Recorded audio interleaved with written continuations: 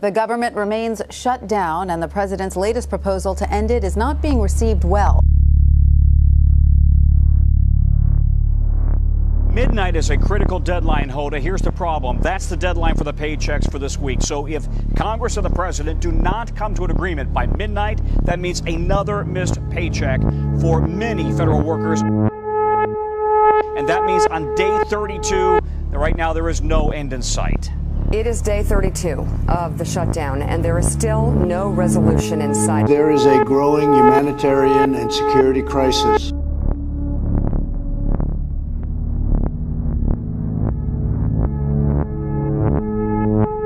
Good evening. I appreciate the opportunity to speak directly to the American people tonight about how we can end this shutdown. Sadly, the president is rejecting these bipartisan bills which would reopen government over his obsession on an expensive and ineffective wall. The world's rich and powerful have arrived at Davos in Switzerland for the annual World Economic Forum, which kicked off today. Now, the chaos over Brexit, slowing growth in China, globalization and free trade will dominate conversations over the next few days. Meanwhile, the International Monetary Fund expects all of the above triggers to take a hit on global growth over the next 2 years. The recession is coming in 2020. So there's a significant risk of a recession. You know, is it -1? Right. Is it +1? Okay, so let's not get technical about that too much. There's a high likelihood of a significant slowing in 2020. We're in the later stages of the cycle. We have had certain things that mean there's a hump in growth, and then there's going to be globally a slow up. It's not just the United States, it's Europe, and it's China, and then when Japan. China's going through two drags on its economy over the short term. People have got to realize it's going to be a negative, all things, on growth. Europe has a negative growth, and the United States is going to have a negative growth. President Trump is not here, as you know. He was supposed to be. Theresa May, not here. She was supposed to be. Macron, who was here last year, not here. I mean, everyone's dealing with these domestic crises. Yeah. How do you see this impacting the outlook? And do you see it as part of the rise in populism? You know, it's certainly, from my perspective, looking at the economy, looking at numbers, looking at performance and forecast, we are seeing more and more of an impact by politics.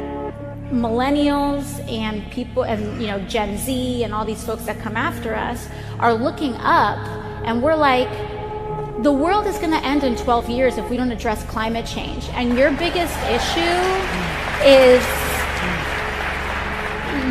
Your biggest issue is how are we going to pay for it? And like, this is the war. This is our World War II. And how are we saying take it easy when the America that we're living in today is so dystopian, with people sleeping in their cars so that they can work a second job without health care?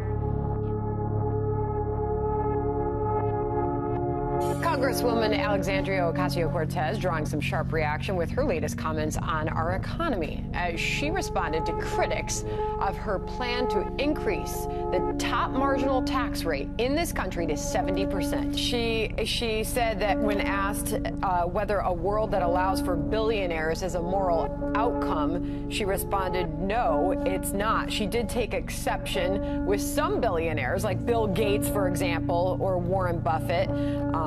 She did not say that they are immoral. And we also, of course, heard Emmanuel Macron pointing towards what has already also been achieved between Germany and France. Absolutely. And Emmanuel Macron pointed out the special responsibility that Germany and France have towards the European Union. He actually, and you already said that, Michaela, specifically mentioned some threats from the outside, a changing world, Brexit, nationalism in different countries, also within the European Union. Of course, he also has to address the yellow vests back home. That is extremely important for him as well. And he's saying that United Europe could act as a shield towards all those threats.